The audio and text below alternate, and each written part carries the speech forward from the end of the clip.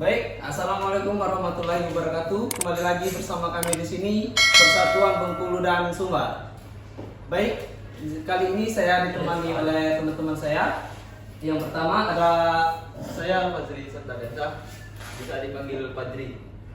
Dan saya Hasbi Azwi, biasa dipanggil Hasbi. Saya sendiri Zeki Putra Diwahana. Dan saya Yuli Dirindo. Baik. Nah, di sini kami dari Bengkulu dan dari Sumbar. Bisa dibilang kami di sini Persatuan Bengkulu dan Sumbar ya. Jadi tujuan kami di sini yaitu untuk membahas tentang akuatik dan mewawancarai pelatih renang yang cukup terlatih lah di dalam mengajar. Pengalamannya cukup mendalam.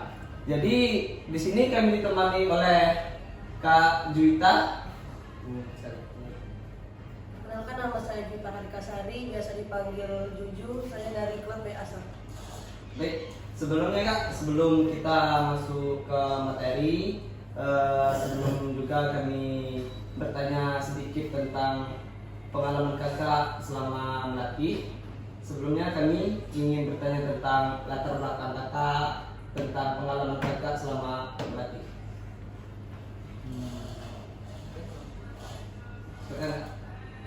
Contohnya di Kakak asalnya dari mana, ya kan? Asal dari mana, pengalamannya udah berapa lama, mungkin kan? Tentang pengalaman Kakak. Saya dari Bengkulu, lebih tepatnya dari Kabupaten Kepanjang. Saya anak kedua dari 3 saudara. Saya juga berpengalaman di renang ini. Saya mengikuti renang itu pada saat SD, itu sudah mengikuti les renang. Di SMP saya berhenti karena saya mengikuti taekwondo. Lalu saya lanjut lagi di SMA.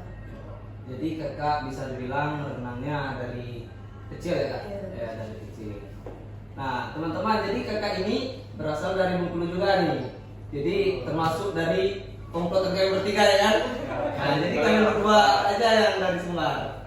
Ya, jadi untuk selanjutnya di sini kami ingin sedikit bertanya lagi nih Kak tentang pengalaman Kakak. Balik lagi pengalaman ya Kak.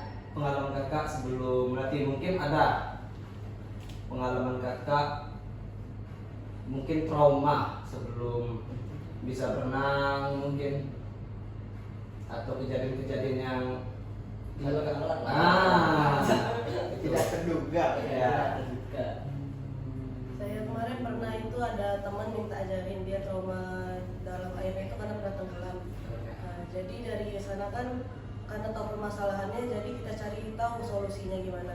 Jadi dari perlahan kita ajarin dulu dia adaptasi sama air biar dia nggak takut. Terus kita juga memberi motivasi terus kepada dia agar dia semangat untuk belajar renangnya, baru dia bisa mengatasi rasa traumanya, baru bisa kita ajarin juga. Jadi untuk campur itu Kak memang renang. Kalau kakak campurnya renang sama taekwondo. Jadi taekwondo terus sampai sekarang. Ya, terus. Untuk Kalau taekwondo aktifnya cuma mungkin latihan-latihan aja. paling apa tuh? Paling tinggi? Apa tuh? Saya tingkatnya? Bukan renang ya? Di pon mungkin udah. Kalau kakak itu lebih ke latihan saja sama melatih, karena kalau misalnya Oh, kakak enggak. juaraan itu belum pernah. Ya berarti itu bukan di apa tuh namanya? Dijadikan olahraga prestasi kan? Kalau bukan itu untuk olahraga hobi sama Nah. untuk belajar juga. Balik lagi ke trauma tadi Kak. Kakak pernah itu mengobatin trauma seorang berarti Kak? Kalau dibilang mengobati mungkin itu kan dari diri dari sisi ini anaknya juga kan. Nah, jadi kakak cuma untuk mungkin membantu aja. Berapa lama dia itu Kak bisa sembuh dari trauma? Kalau sembuh dari trauma itu kan sampai akhir juga mereka pasti ada rasa trauma, tapi kan cara kita memberi dia motivasi agar dia semangat untuk itu kan. Jadi itu tadi tentang trauma ya Kak. Nah, jadi untuk teman-teman mungkin dari teman-teman ada pertanyaan yang lain atau apalagi ada lagi yang ingin disampaikan. Nih saya ada sedikit pertanyaan nih. bagaimana cara kakak mengatasi rasa takut air pada siswa yang baru belajar berenang? Pada rasa takut. Ya. Nah, bermula-mula itu kan kita kasih tahu dulu dia takutnya karena apa. Mungkin dia ada ngerasa tenggelam, pernah tenggelam atau dia punya trauma yang lain gitu kan. Ya. Udah kita tahu ininya, kita mencoba dulu pendekatan diri sama siswanya. Jadi kita harus memberikan motivasi kayak air itu nggak akan membunuh dia gitu kan. Kita harus selalu ngasih motivasi sama siswanya dan kita perlahan-lahan itu coba ajak dia ke kolam itu dengan memegang tangannya. Ya. Nah, jadi kita harus selalu ngajak siswa. Kebanyakan kan kalau anak kecil ini kalau dia takut dia nggak mau turun nih. Ya. Nah, jadi sebagai seorang pelatih itu kita nggak boleh membentak anak atau apapun. Jadi kita harus memberi kasih tahu itu dengan perlahan-lahan. Jadi Iya. bagus ya kak. Iya dengan lembut. Jadi harus perlahan-lahan gitu Dia ya. harus perlahan, dia harus bertahap juga kan nggak bisa kita langsung ke sana. Ini si Gali ini diam-diam aja dari tadi. Ada pertanyaan atau gimana nih Gali? Mungkin nggak kelihatan dari kemarin. Gantengnya kurang. Ya, gantengnya kurang jelas. Nah, saya pengen nanya dulu kak. Tadi kan teman saya ada nanya yang tentang minimnya kenalan. Ini maksud saat kita renang. Bagaimana cara kakak belajar mengasih tahu saya tentang pernapasan pada berenang? Ya, ngelatih anak-anak itu pernapasannya kak. Untuk melatih pernapasan itu kan kita di awal untuk memulai pembelajaran kan. Jadi di pernapasan itu kita itu pertama memulai dengan memegang kolam itu, melakukan tarik nafas terus itu jumlahnya 10 sampai 20 kali. Itu kita menarik nafas melalui ambil nafas dari mulut, dikeluarkan lewat hidung. Itu kita selalu memberikan itu setiap sebelum mulai. Nah juga kalau misalnya sudah berenang ya ke ujung itu juga harus melakukan itu lagi karena biar nafasnya stabil juga kan. Kebanyakan anak itu kalau misalnya dia berenang tangan sama kaki pernafasannya yang susah. Nah, jadi kalau misalnya kita sebagai pelatih itu cara dia untuk bernafas agar tenang itu kan kita harus tahu juga. Nah, caranya itu kita lihat dulu dia bernafasnya tuh nggak bisa naik kepalanya atau dia emang tenggelam gitu, minum air ya kan. Nah, kalau misalnya dengan cara itu berarti kita harus lihat juga kaki sama tangannya. Kalau misalnya dia barengan, kalau kayak Dada kan kaki dulu baru tangan dulu baru nafas. Nah, kebanyakan anak juga mungkin mereka ada yang kurang tahu tentang itu. Kita harus memberi kasih tahu juga setiap mereka gerak harus kita kasih tahu, harus kita koreksi terus. Berarti gerakan juga berperan penting dalam pernapasan. Iya, berperan penting juga. Lalu kalau nggak sinkron susah. Iya, Nah, itu. susah. Contohnya ada tuh salah satu teman kita kemarin kan kejadian. Badannya Contohnya udah- Al Fazri kan. Ya, dia ngap-ngapan waktu berenang. badannya udah Ya, tegak. badannya udah tegak ini. Ya, padahal kan harus lurus gitu kan. Tapi ujung-ujungnya sampai. Nah, dia sampai tapi. Ini kan sampai juga. Tapi Ya. gaya dadanya udah hilang. Nah, itu. Jadi itu momen masa anak-anak aja kak. Iya. Terutama yang tadi yang kayak kamu bilang tadi itu yang pertanyaan itu banyak menyangkut ke anak SD kan. Nah tentunya untuk anak-anak itu setiap individu itu kan punya apa tuh namanya karakter masing-masing, karakter mental yang beda-beda juga lah. Di situ kakak kan melatih pernah dasar kan anak-anak. Nah bagaimana kakak itu menyesuaikan terhadap perbedaan tersebut? Juga terutamanya kan mental itu kan sangat kita tahu bahwa asalnya sangat berpengaruh dalam praktek kan.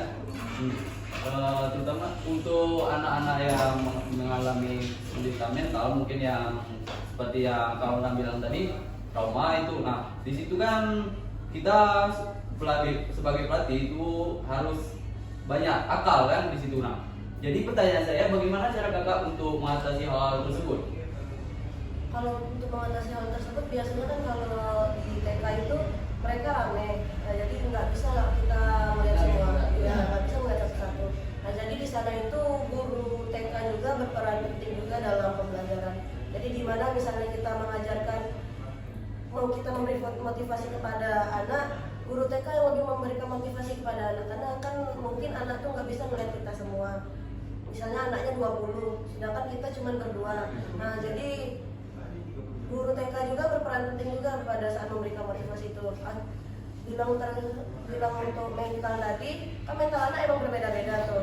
Nah, dari mana kita bilang anak itu mentalnya gimana, kita itu dari awal harus bertanya dulu apakah ada yang takut air. Kalau enggak, kita percobaan dulu untuk menyentuh air. Kalau mereka takut, berarti emang anak itu yang mentalnya kurang untuk masuk air kan.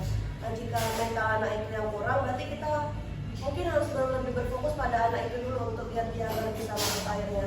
Baru dia udah mau masuk air, baru kita ajarin dia berenang bareng-bareng. Di sana juga peran dukungan orang tua juga pasti penting untuk anak itu kan, biar dia semangat untuk berenangnya, sama dukungan dari ibunya juga penting. Nah, jadi kita tuh kalau untuk anak kecil harus terus memberikan motivasi sama bujukan rayuan gitu kan. Karena anak kecil kan harus kita latih dulu mentalnya. Iya, harus kita biar dia bisa mau masuk kolam dulu gitu. Ya susah lah kak, yang anak kecil kemauannya itu harus Iya, harus diturutin gitu kan. Apalagi dia bilangnya mau jajan gitu kan, nah harus kita bilang dulu kayak kita belajar dulu baru nanti kita jajan nah gitu. Jadi harus sabar ya. Iya, harus sabar. Kita nggak bisa emosi Pak, sama. Nah, jadi teman-teman, di sini kami sudah mewawancarai Kak Juwita ya. Di sini bisa disimpulkan Kak Juwita ini bisa berenang dari kecil dan pengalamannya dari kecil itu ada hal buruknya dan ada hal baiknya.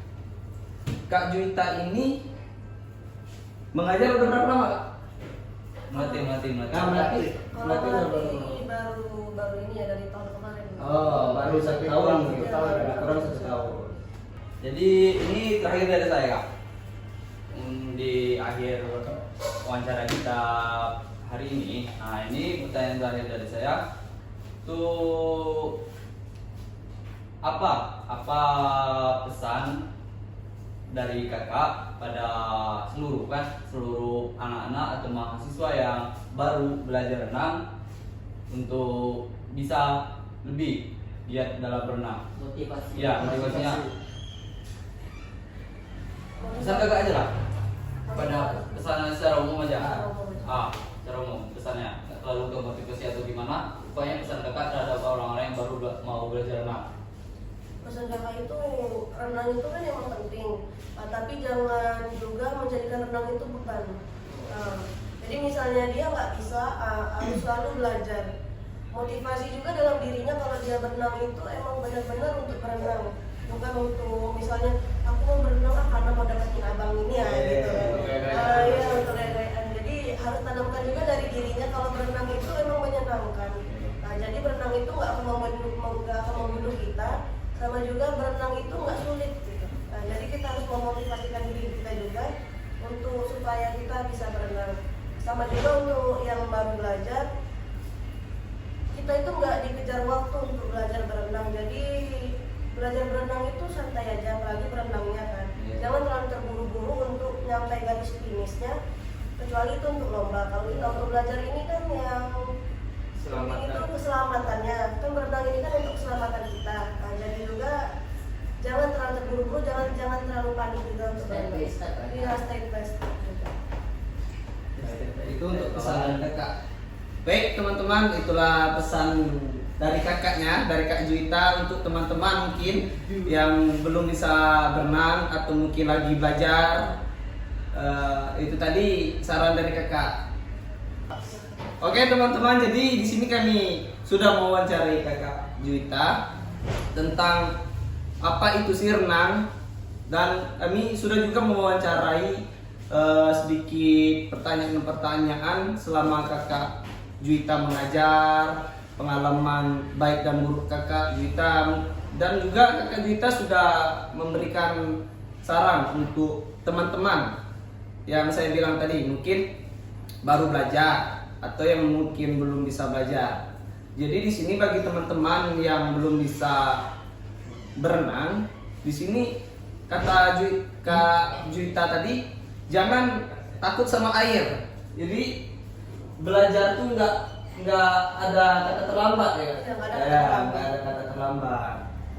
Jadi untuk teman-teman yang belum bisa berenang, jangan, walaupun Kak Juwitanya bilang jangan takut sama air, terus nggak ada kata terlambat, jangan teman-teman mungkin belum bisa berenang langsung nyemplung kan, langsung nyemplung di kedalaman 200 meter.